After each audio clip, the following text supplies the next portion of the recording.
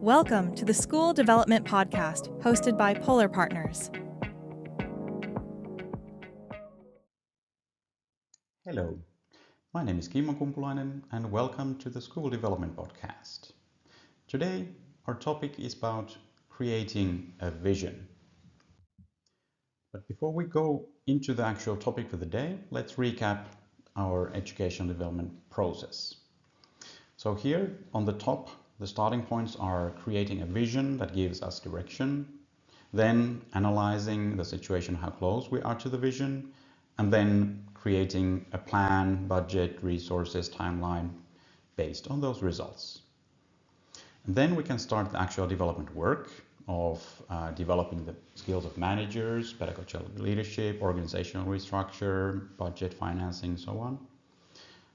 The second area we can develop are teacher skills, teacher training for pedagogical or thinking or didactics, assessment, cooperation, working with parents, etc. Then we can enhance the learning resources like books or software or robots, which support the learning process in itself. Then fourth area is the learning environments. Is it the school building, different kind of classrooms, indoors, outdoors, even the society at large, even digital worlds. And then fifth element is the student well-being. Do some students need more support in learning or more challenges? What about the psychological safety, health, well-being, nutrition, breaks, so on? And then last but not least is the curriculum. And what do we want to teach? What are the general principles of how do we conduct teaching? And what's the purpose of teaching and learning? And then after the development activities and even during them, it's always good to keep in mind the impact measurement and to see what results we have achieved and compare them to the KPIs of our plan. And do we need to reiterate the whole process or just focus on some elements and do them better? And today we're going to start with the first step, how to create a vision. And when it comes to vision, let's start by defining what is a vision. So a vision statement. Here is one from the Cambridge Dictionary. A vision statement is a statement of what a company or an organization would like to achieve in the future. And in this definition, there are two very big important words. It's about to achieve something, that is something that is not yet reality, but we want to get there.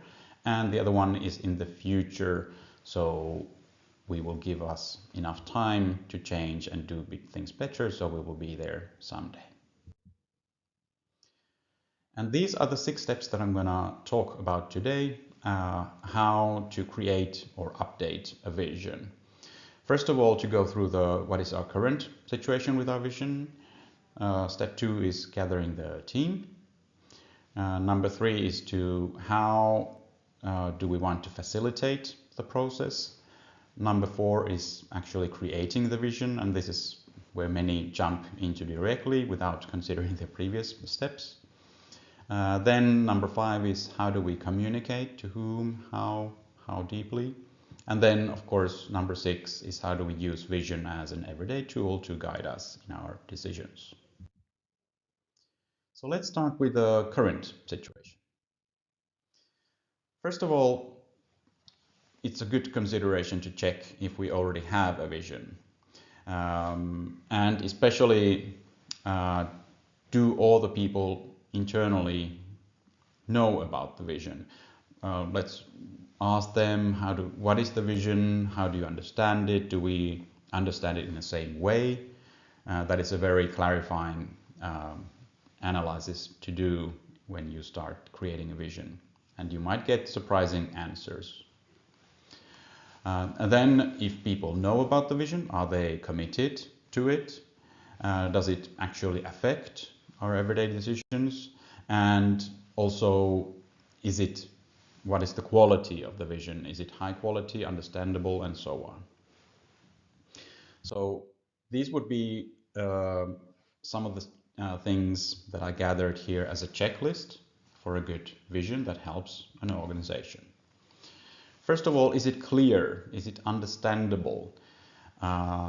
This is again about talking to people and seeing if they understand it in a clear way, to explain it with their own words and how does it affect their own work.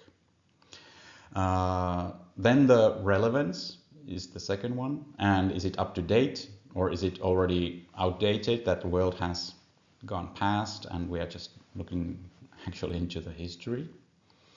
Number three is, does it give us any differentiation on a strategic level to our competitors, or does it make us any different in our ambition? Four, is it inspirational, motivational? Do people want to achieve it someday? Is it something that everyone wants to see happen? Number five, does it guide our actions? If we make decisions, does it give support to the yes or no questions? Number six, is it feasible? And what is the ambition level? Is it too low? Like basically nothing changes, it's just business as usual? Or is it way, way, way into the clouds that no one can reach, really, especially our organization can do alone? What about number seven is about emotion and the feeling. What does it bring? Is it something that I really believe with my values and I want to support that? And is it culturally aligned in our organization that everyone can see that happening someday, and also in the society as large? Then number eight, does it last time? So we don't set a vision that is fulfilled next week. So is it really future orientated, that we want to get there someday, maybe years from now? And then number nine is, does it have a subject of who is doing something? And then does it have a goal of what does the subject want to achieve? And then is there explanation in practice, what does our vision mean when you put it into the everyday work? So let's take a few examples of a good vision. For example, here could be more student-centered vision, like empowered lifelong learners. Could be one, like a slogan. But if we break that into a paragraph, like our students will become curious, self-directed, lifelong learners who take ownership of their growth. And just a reminder that the vision should not be a burden or, let's say, a responsibility of the student. This is a vision, should be a guideline for the organization who work for the students. And if this is our vision, which mentions students and their abilities in the future, these are responsibilities of our organization to help the students to gain those skills. So that's why it's always good to put those things also into a bullet point list of what does it mean in practice. For example, here we could see that or define that students set personal learning goals and reflect their progress regularly. So if we put that as part of our vision, then we need to teach them how to do it and give them opportunities to do it. Then if we also want to support those, let's say, skills, then also it needs to be seen in the actual work. For example, students use inquiry-based learning, where they explore real-world problems rather than memorize answers. So this will give them the opportunity to develop those skills we defined in the vision. Also the teachers guide students to develop the skills in research, in time management, resilience, critical thinking, not just the content, but those are working skills, transversal skills that we need to achieve the vision. And then even we support that the learning continues beyond the classroom through projects, community involvement, or digital portfolios. And that is something that we want to support, and the students understand why they are being done. Okay, Let's take another example of a good vision. Innovators shaping a sustainable future. Now, this vision is more like organizational focused. So if we put this into a sentence, it could sound like this. The whole school community uses creativity and innovation to contribute to sustainable and positive future. So this is a responsibility of everyone in the community. And what this could mean in practice is that the curriculum integrates integrates environmental literacy. It includes digital skills, problem solving challenges. So all of those that are about the school, environment, society, for example. Then also the students participate in hands-on sustainability projects, and it's also good to define what they are. For example, energy monitoring, recycling, logical thinking, local and ecological initiatives. So anything that supports, again, our vision to be sustainable. Also the teachers, what do they do? The teachers collaborate across disciplines, so to build the bigger picture, and they design learning experience centered on local challenges and then even global challenges to give students opportunity to think bigger, understand systems. And then the school environment models sustainability through resource smart practices and student-led green initiatives. So we don't always just tell how to do, but also take the students actively in as part of the whole school community to improve the sustainability and improve in the future. Okay, let's talk about who should we invite to, how do we gather the team, and who should we invite to the team that creates the vision. So I would categorize 3 levels of people that will be in the team. In the core team will be the people that actually work on the vision actively, and they are the ones that are always present. Then we have a second layer of visiting experts that we can invite either for a short time or longer time, or we can use them as a echoing board. And then we have external stakeholders that we need to consider who they are, what would be their interests, and how much do we take their interests into account when it comes to our vision.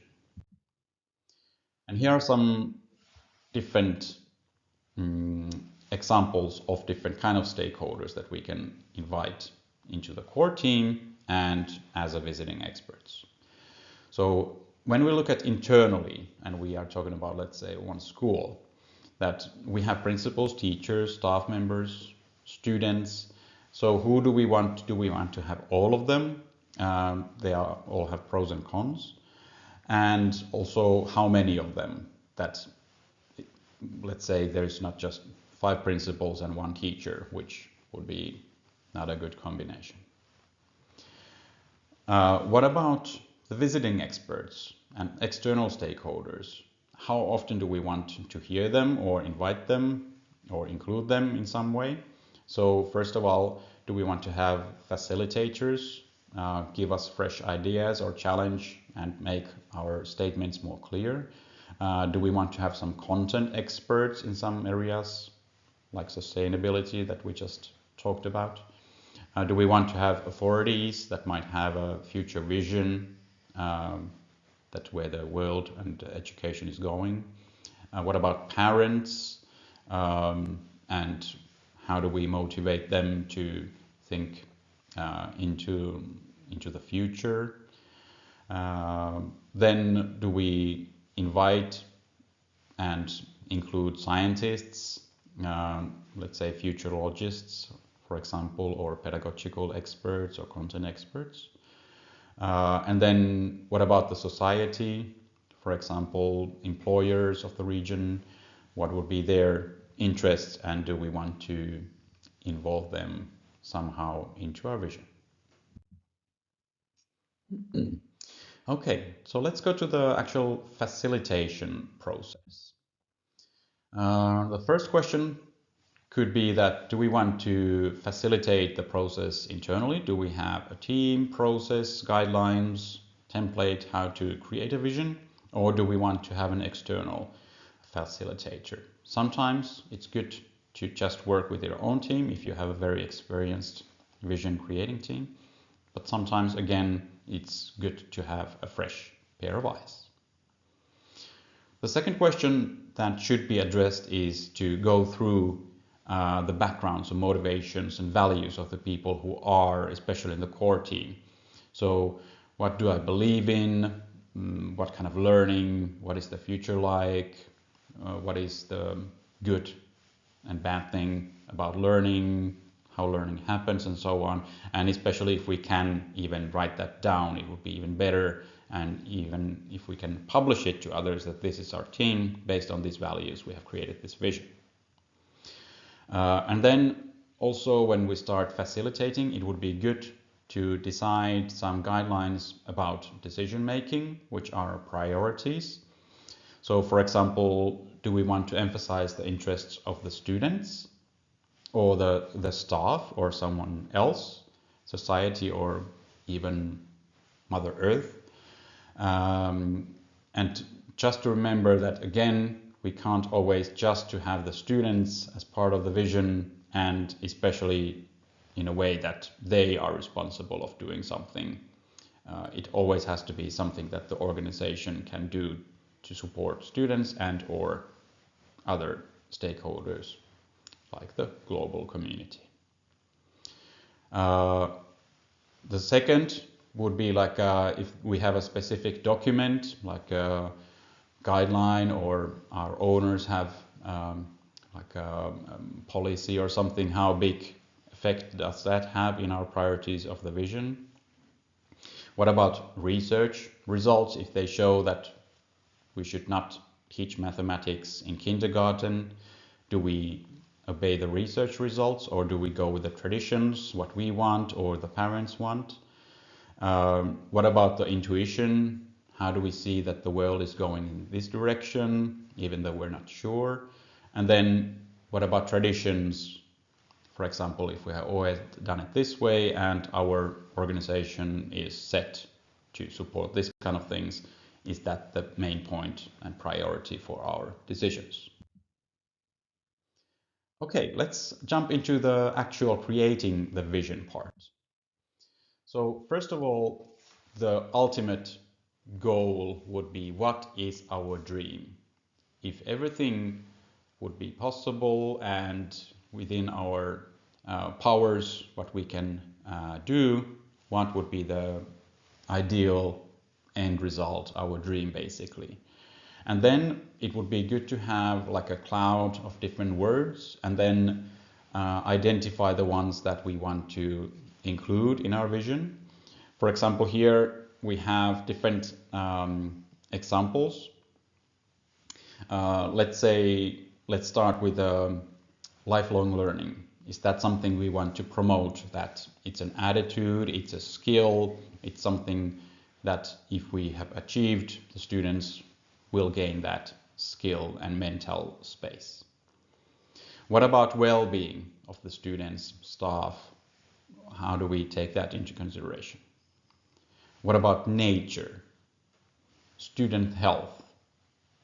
Is it a priority or not? What about economy of the school, teachers, the students in the future, the society? Are those things that we want to bring into our vision? What about the values? And especially if we do those, there's no universal good or bad values, so we just need to set what are the values that we want to support. What about infrastructure? Do we need to take that? Is that something that we want to use in order to improve learning? What about, in the long run, about employment of our students, for example? Then if we already have like a vision of the learning and the outcomes, what would be the skills that we want to improve? What about rights, responsibilities, thinking, ethical thinking, and so on? And then what do we want to include from the society? Do we want to include, for example, technology in some way? And when it comes to we have created a vision 1.0, then it's time to start evaluating it. Like using a checklist that we just went through previously, then always come back to the clients and the beneficiaries of who is this vision for? Does it serve their interests? Then, if we already have a vision or something that we are happy with, what kind of activities do we need to start thinking? Who does what? What is our vision in practice? Then about if we create something, a vision statement, it's also good to see if it's broken or not, or is it already there, so we have already achieved it.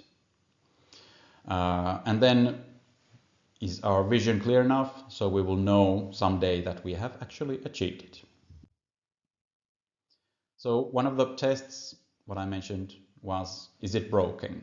For example, here are 4 different elements that we could consider. For example, learning focus of the curriculum, that if we would see it, if it's broken, it would be very rigid, outdated, and so on. And then in our vision, it should be like critical thinking, adaptability, creativity. And then when we analyze it, we see that no, it's not broken. We just have updated it, so we don't need to include that in any way. Second would be assessment. And then if we want to go towards competency-based systematic world, and we see that it's really not there currently, so then yes, it's broken. That is something we might include in our vision as well. Then third example is technology.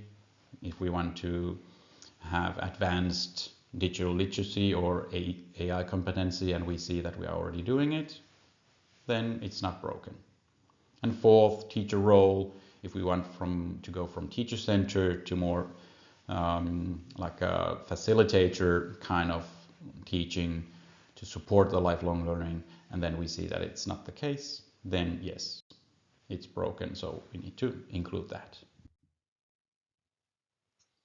And visualizing the vision would be ideal. So this would be, first of all, a good exercise of what do we want to include there, and is all our elements there, but also when we communicate it and then use it as everyday tool, this is a good reminder of, are we going towards this? When it comes to communicating the actual vision when we have created it, these are the questions. First of all, to whom, internally, externally, do we need to communicate it? And what is the level of detail, what they need to know? And if they want to know more, what is the level that we are comfortable of sharing? When do we communicate? Annually, monthly, quarterly, weekly, and what about the channels? How do we reach the people that needs to know about the vision? Is it like posters on the wall, emails, parental evenings? What is it? How do we ensure that people understand it in the same way? Do we give them time to question and answer sessions, or time to reflect and come back to us? Do we write it open? So we have, especially written communication is always a bit difficult because people tend to understand it in a different way. And then when we do have a vision, how do we communicate and unite the people behind it so they will also want to support it and want to be part of it as well? Then the next and important thing is how to use the vision as a guidepost. So if we have a vision, let's say make students lifelong learners, but don't define it in any more specific ways, it can mean so many things to different people. So it doesn't give us a guidepost. We can have 10 different people doing many great things about supporting students to be lifelong learners. But if one teacher is giving them like total freedom and expecting them to just learn by themselves, and the other teacher is very controlling and saying that this is your 10-year plan, you need to do this, the students will be very confused of what is happening, even though the both people are trying to fulfill the vision. So in that case, the vision would be unclear. So, for example, one way, of course, is to define it more clearly and to keep on discussing about it. And the other one is to create milestones that show us that we are getting there every 1 year or 2 years. So now we have reached this milestone and we are now happy with it. So if we get to this phase, then it's time to start talking about how to analyze the situation, how to start creating plans, and start the actual development work.